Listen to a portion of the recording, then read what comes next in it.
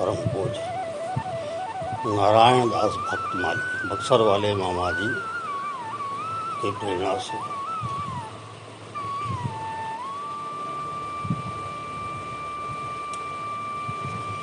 मृत्यु नहीं अमृत का अनुभव।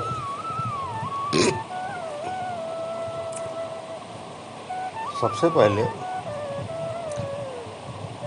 इस विषय पर चर्चा करने के लिए हमें कुछ तत्वों को जानना चाहिए। जैसे सृष्टि के आरंभ में सर्वप्रथम अव्यक्त परमात्मा, जिसको विभिन्न धर्मों वाले अपने किसी भी नाम से जान सकते हैं, उसमें सभी धर्म का सम्मान है। सबसे पहले अव्यक्त परमात्मा हम लोग के हिंदू मतलब धर्म में है। अब परमात्मा उनको बहुत ऊंचा स्थान दिया जाता हमारे धर्म शास्त्रों के हिसाब से। उनको अव्यक्त बुलाया जाता है, स्वयं प्रकाश भी कहा जाता है, अविनाशी कहा जाता है, अजन्मा कहा जाता है, सर्वशक्तिमान, सर्वव्यापक, सर्वधिष्ठा, सर्वसाक्षी, अनंत ब्रह्मांड नायक, अनंताकार, अच्युत, अप्रमेय, अनिर्वचनीय, सर्वशक्तिमान, विभिन्न नामों से उनको संबोधित किया जाता है। वही अव्यक्त सत्ता, एक अदृश्य सत्ता जो है, जो एक शक्ति है जो इस अनंत को चला रही है, इस संसार को भी चला रही है, जिसको सब लोग मानते हैं, हर धर्म के लोग मानते हैं कि कोई न कोई तो शक्ति जरूर है जो इस संसार को चला रही है, इस अनंत में है। उसी के खेल के अनुसार, उसी सत्ता के खेल के अनुसार उनका पुरुष स्वरूप है, भगवान का, परमात्मा का पुरुष स्वरूप है। उस पुरुष स्वरूप से फिर प्रकृति स्वरूप का जो है संयोग बना है, और प्रकृति स्वरूप से फिर महतत्व स्वरूप का जो है संयोग बना, महातत्व से अहंकार स्वरूप का जो है संयोग बना, अहंकार से आकाश तत्व आता है। अब ये है, ऊपर के सारे तत्व पे बहुत विस्तार से चर्चा करने में तो समझने में बहुत परेशानी होगी। हम अपनी चर्चा आकाश तत्व से ही करना चाहते हैं, जिसके बारे में सभी लोगों को पूरी जानकारी है। आकाश हमें दिखता भी रहता है। आकाश तत्व से जो है उसी से जो उत्पत्ति हुई है आकाश से, उस उत्पत्ति का नाम है वायु तत्व, और वायु तत्व से अग्नि तत्व का उत्पत्ति है, अग्नि से जल तत्व का उत्पत्ति है, और जल से पृथ्वी तत्व की उत्पत्ति है। छित जल पावक गगन समीरा, ये 5 तत्व हैं जिसको शास्त्रों द्वारा पंचभूत बताया जाता है। इसी पंच तत्व द्वारा किसी भी प्राणी के शरीर का निर्माण होता है। किसी भी प्राणी, जो भी प्राणी हैं, और जीव विज्ञान के अनुसार वनस्पतियों का भी इसी तत्व से उत्पत्ति होती है। जंतुओं का, वनस्पतियों का, पहाड़ों का, समुद्र जो भी हैं, सभी की उत्पत्ति इसी पंच तत्व से ही है। इसी पंच तत्व के मिश्रण से हमारी शरीर भी बनी है,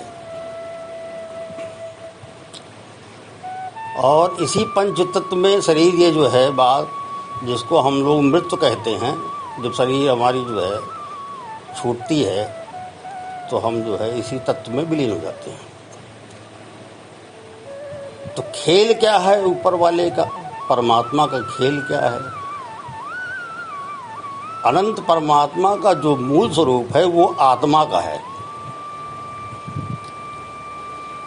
आत्मा देखने में तो लगता है कि अनंत आत्माएं हैं यहाँ, तो जब अनंत जो है प्राणी दिखाई पड़ रहे हैं तो अनंत आत्मा भी दिखेगी, लेकिन ये सत्य नहीं है। आत्मा एक ही है, एक आत्मा है। एक से अनंताकार आकृतियां जो शरीर के रूप में किसी भी योनि के प्राणियों में सबको मिला हुआ है, उसी अनंताकार में सब आते हैं। वनस्पतियाँ, पेड़ पौधे, पशु पक्षी जो भी है दिखाई पड़ रहा, जो भी आँख से दिख रहा, सब कुछ दिख रहा है और सब अनंताकार ही है। अनंताकार जो है एक ही मालिक की अनंताकार उनके रूप हैं सब, ये स्वरूप। मतलब विचित्र है व्यवस्था मालिक की, क्या शान है। और सबको भ्रम, सब पड़े हुए हैं, सब परेशान हैं कि हम इनकी आत्मा को शांति मिल जाए, उनकी आत्मा को शांति, किसकी आत्मिक शांति, आत्मा की शांति वही देने चाह रहे हो।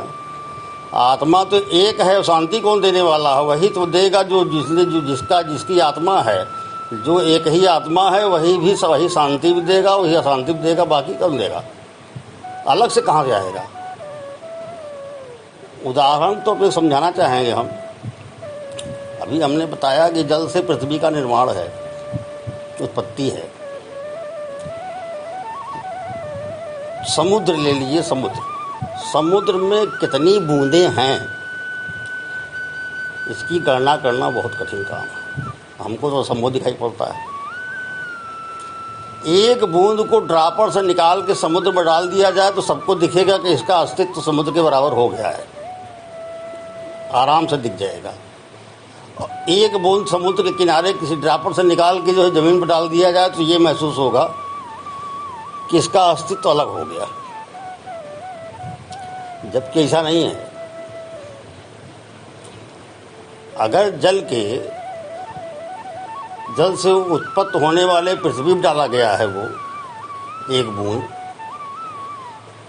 या तो वो पृथ्वी के माध्यम से जल में चला जाएगा दोबारा, और या तो जहाँ से जल की उत्पत्ति हुई है अग्नि से, वो अग्नि में समाहित हो जाएगा और पुनः वही उसी समुद्र में फिर आएगा वो।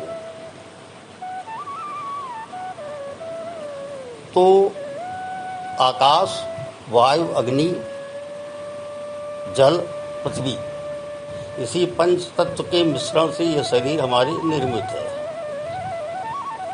आत्मा समुद्र कह लीजिए, उसको क्षीर सागर कह लीजिए। अगर हमारे जो भी धर्मशास्त्र थोड़ा बहुत अध्ययन करते हैं या सत्संग वगैरह सुनते हैं तो उनको जानकारी रहती है क्षीर सागर क्या होता है। भगवान विष्णु का वहाँ निवास होता है, ऐसी मान्यता है। और हम लोग तो थोड़ा बहुत अनुभव में भी आता है। क्षीर सागर क्या है? सागर माने समुद्र। उसी समुद्र मतलब जो है वो अस्तित्व बना हुआ है। उसी परमात्मा का अस्तित्व जो है समुद्र अनंताकार स्थिति में है तो क्षीर सागर है। उसी क्षीर सागर अनंत को जो है क्षीर सागर मान लीजिए आप। वही चला रहे हैं, वही सब कुछ कर रहे हैं। एक ही आत्मा समुद्र की बूंद की तरह अनंत स्वरूपों में दिख रही है। एक ही आत्मा है, दो नहीं है, एक ही है। एक ही आत्मा अनंत स्वरूप में दिख रही है। चाहे वो अन्न के दाने में देख लीजिए, चाहे वो किसी भी प्राणी में देख लीजिए, कहीं पशु पक्षी में देखिए, कहीं देखिए, एक ही आत्मा रमण कर रही है। और शरीर जो मिली है ये पंच तत्व का मिश्रण है। केवल एक पिंड बना हुआ है, एक खिलौना भगवान ने बना रखा है जिसकी जो है क्षमता परमाणु से भी बहुत ज़्यादा नीचे स्तर हम लोगों के शरीर का है। इससे तो ऊपर तो संभव नहीं है। एक अगर शरीर खाली आकलन किया जाए तो एक शरीर की जो अस्तित्व है वो परमाणु से भी बहुत नीचे जाएगा। उस न्यूनतम स्तर पे हम लोग हैं। जन्म क्या है, मरण क्या है, ये सारे शास्त्र हमारे धर्म, सनातन धर्म के शास्त्र जितने हैं हमारे, सभी बोलते हैं कि कोई भी आत्मा अजर अमर अविनाशी है।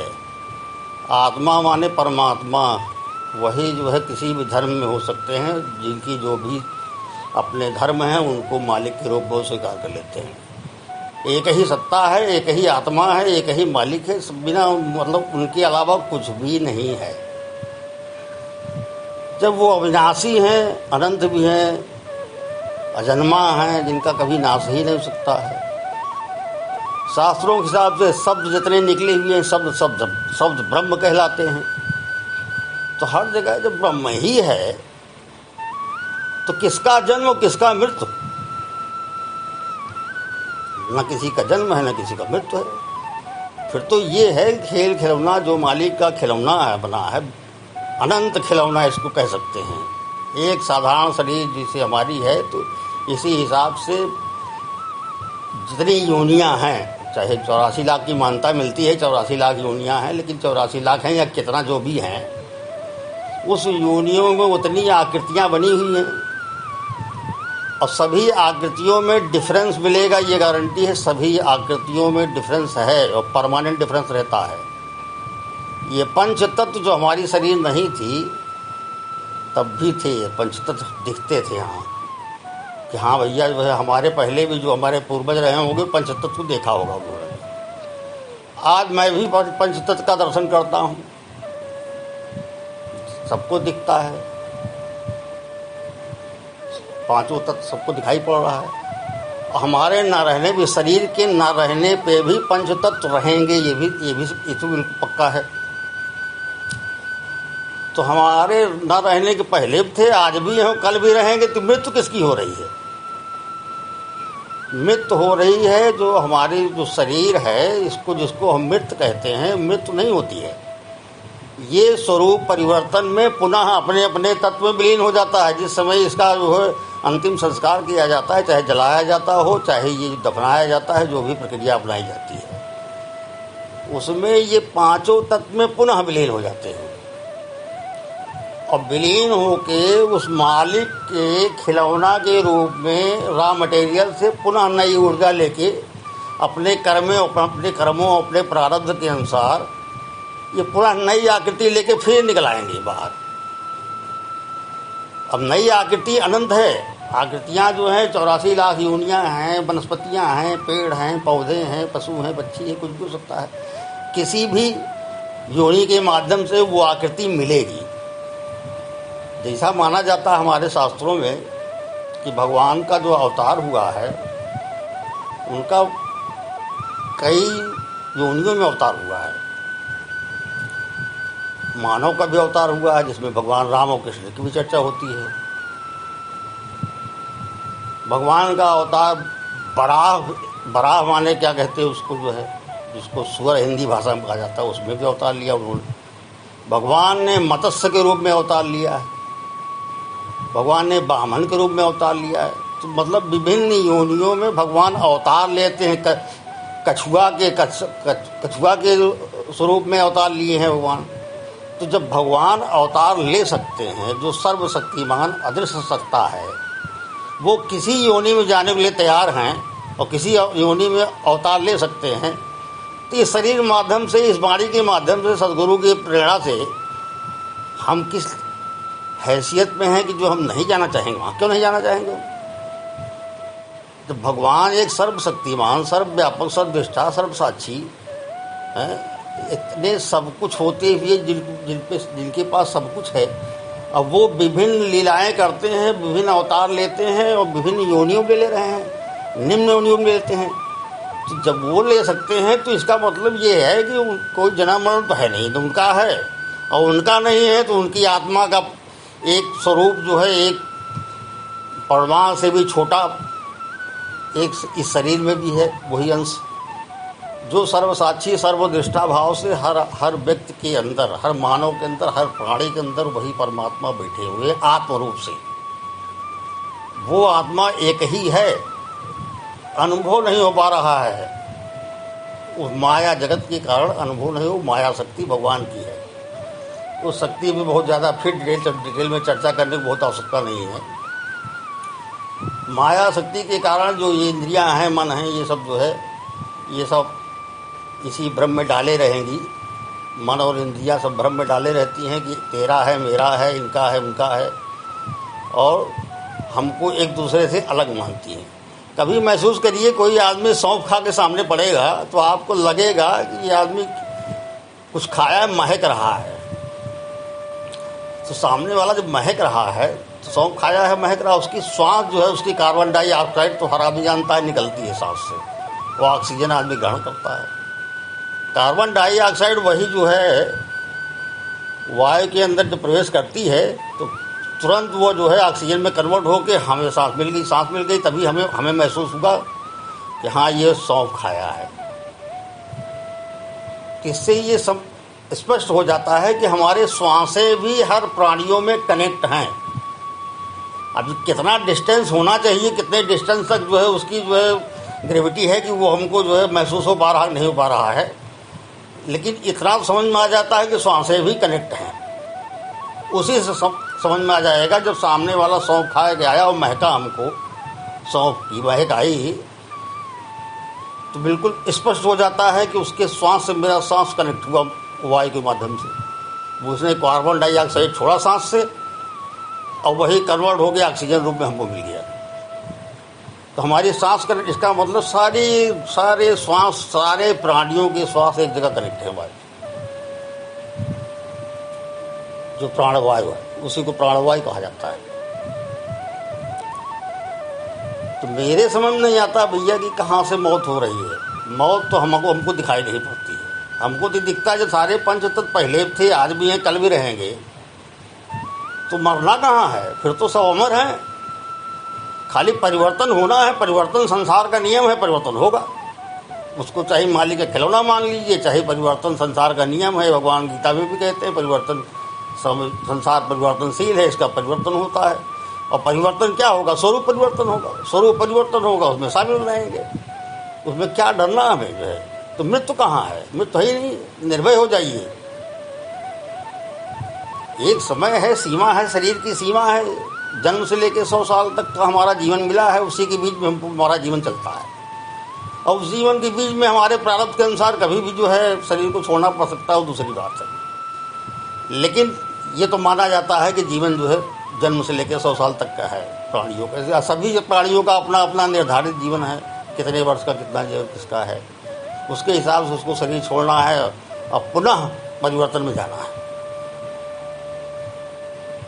कोई कहता है मोक्ष चाहिए, कोई कहता है जो है हमें जो है वैकुंठ चाहिए। क्या वैकुंठ है, क्या मोक्ष है, कुछ पता ही नहीं है, किसी कुछ नहीं मालूम है। न कहीं संसद भवन की तरह वैकुंठ नहीं बनाया गया है, और न संसद भवन की तरह जो है कोई जो है मोक्ष का जो है कोई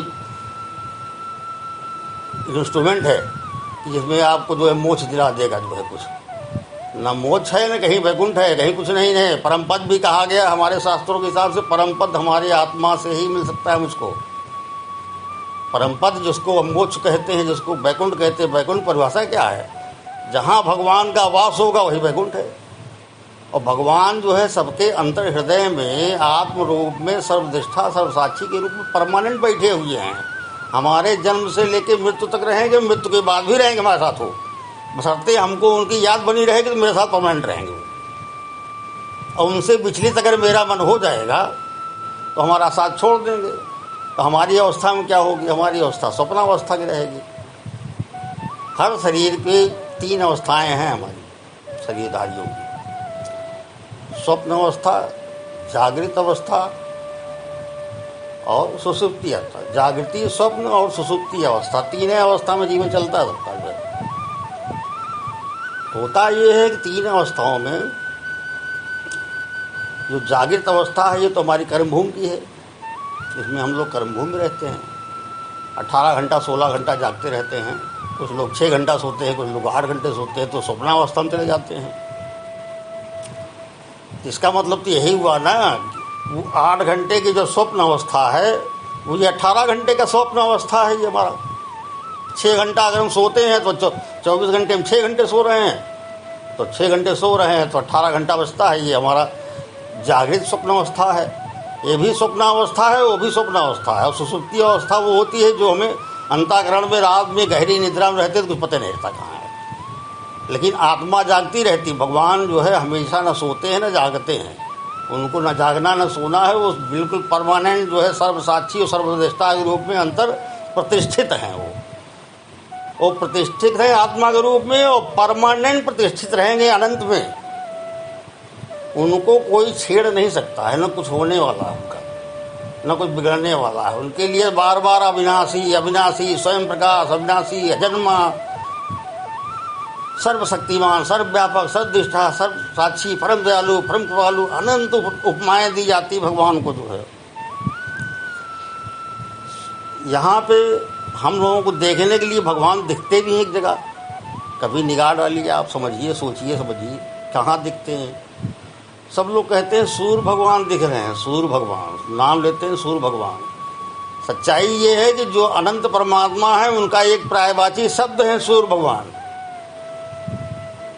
कभी कोई अगर अध्ययन करना चाहे तो सब वेदों और पुराणों को अध्ययन करेगा तो उसमें मिलेगा, या तो सदगुरु से मिलेगा या तो हमारे महा जो धर्म के आचार्य हैं ऋषि मुनि हैं उनसे मिल सकता है जानकारी। ये कि अनंत परमात्मा का एक पर्यायवाची शब्द सूर्य भगवान, जिनको हम लोग जल भी देते हैं और हमको जीवन भी देते हैं। वो सूर्य न हो तो सब कुछ खत्म हो जाएगा। यहाँ दिख भी रहे हैं, हम लोग देख भी नहीं पा रहे हैं उनको। कभी कल्पना करिए कितनी ताकत कितनी शक्ति भगवान के अंदर है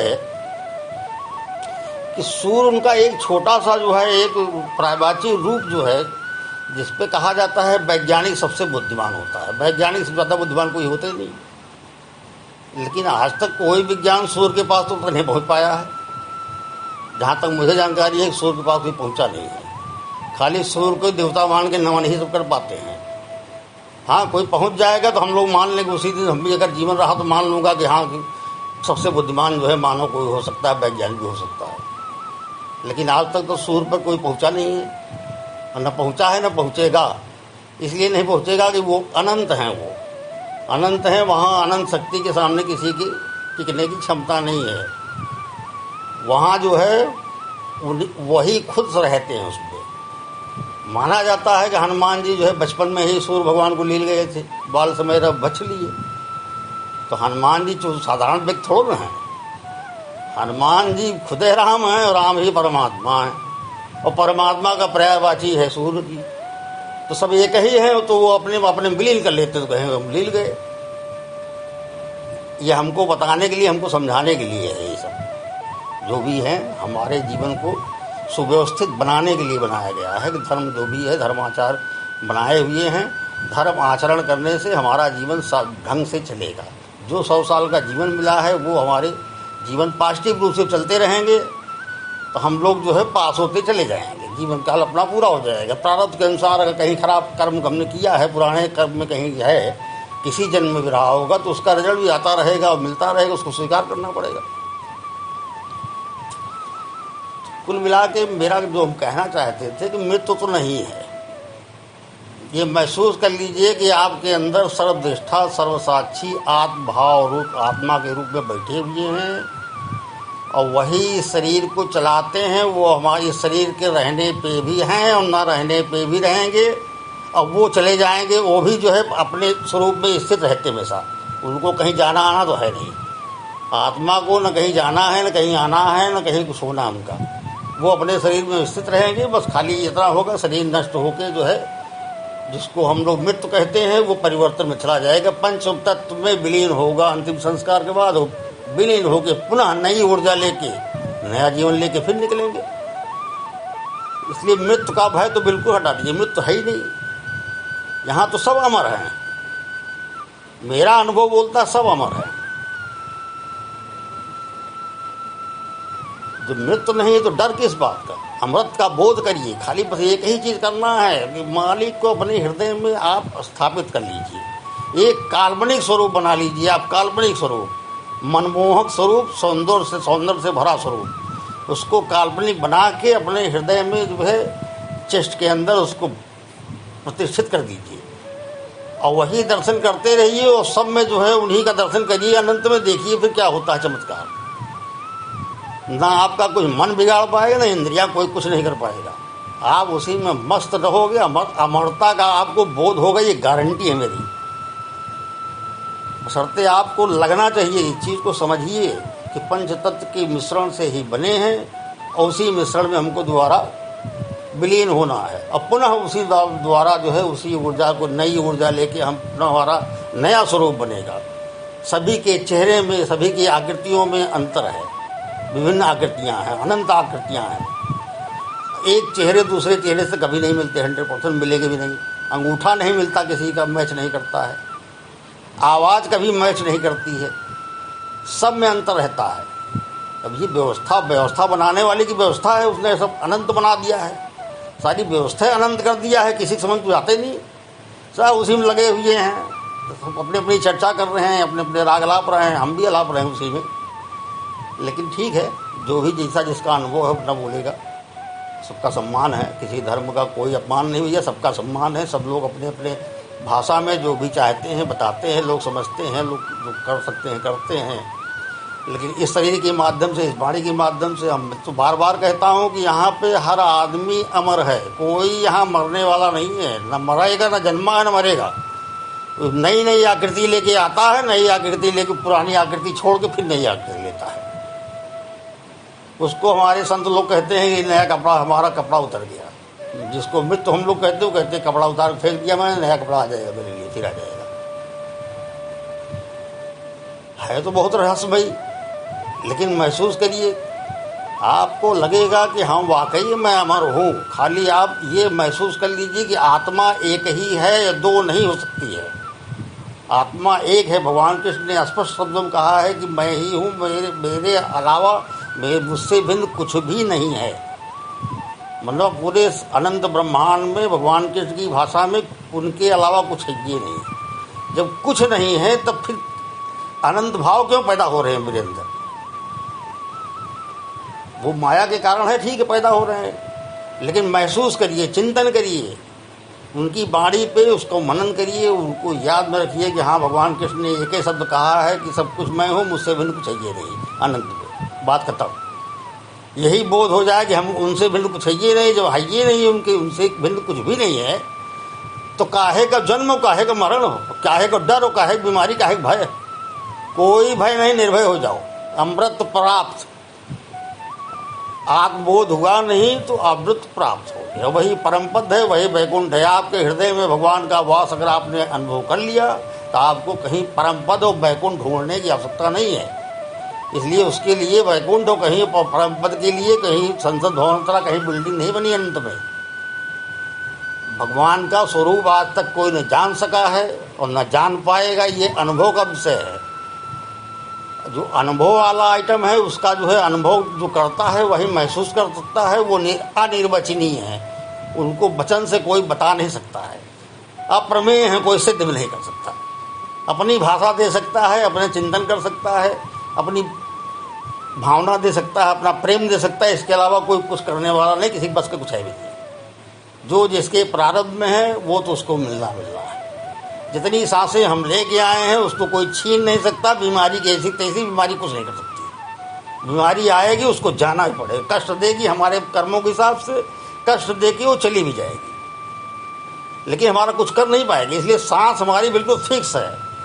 माँ के गर्भ से मैं जब था तभी मेरी सांसें फिक्स कर दी गई थी, कितने दिन के लिए मैं जा रहा हूँ और मुझको क्या क्या काम करना है इस संसार के अंदर, उस करके हमारा काम खत्म हो जाएगा। हमको पुनः परिवर्तन में भेज दिया जाएगा और परिवर्तन में कहाँ जाएंगे हमें कुछ नहीं पता है। जहाँ वो भेज देगा वो चले जाएंगे। हमारी बस एक ही शर्त है कि जहाँ मैं रहूँ उनकी याद में बना, हमारी याद बनी रहे, उनको हमको बनी रहे, हमारी उनकी बनी रहे। कृष्ण के चरणों में समर्पित हो जाऊँगा, पड़ा रहूँगा। जहाँ भेज दे पड़े रहेंगे, वनस्पतियों में पड़े रहेंगे, पेड़ पौधे में पड़े रहेंगे। अन्न बना दो, हमको लोग खाएंगे, अन्न बन जाएंगे, लोग खाएंगे, हमको पचाएंगे, हमसे ऊर्जा प्राप्त होगी, हमारा हमसे भले होगा उनका। यही तो अन्न बेचारे क्या करते हैं, यही तो कर रहे हैं, हमारी सेवा तो कर रहे हैं। हम लोग जो भी खा रहे हैं उस जीव को ही खा रहे हैं। जीव विज्ञान में वनस्पति विज्ञान है, वनस्पति में भी आते हैं।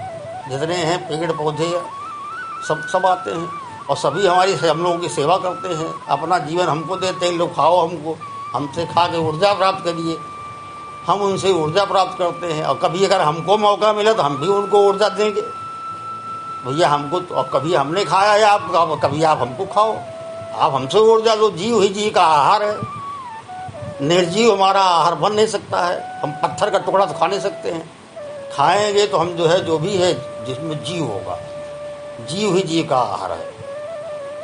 पत्थर का टुकड़ा भगवान का वो भी स्वरूप है, लेकिन उसकी आवश्यकता कहीं और है, उसका प्रयोग कहीं और है। यहीं पे हम अपनी बात विराम करते हैं और भगवान से प्रार्थना करते हैं सबको जो है आत्मबोध कराएं, आत्मचिंतन कराएं। हमारे गुरुदेव भगवान सबको आत्मबोध कराएं, सबको आत्मचिंतन कराएं और सबके हृदय में प्रतिष्ठित हो जाएं और सबको महसूस कराएं और कि हम अमर हैं, हम अविनाशी हैं, हम अनंत से जुड़े हुए हैं।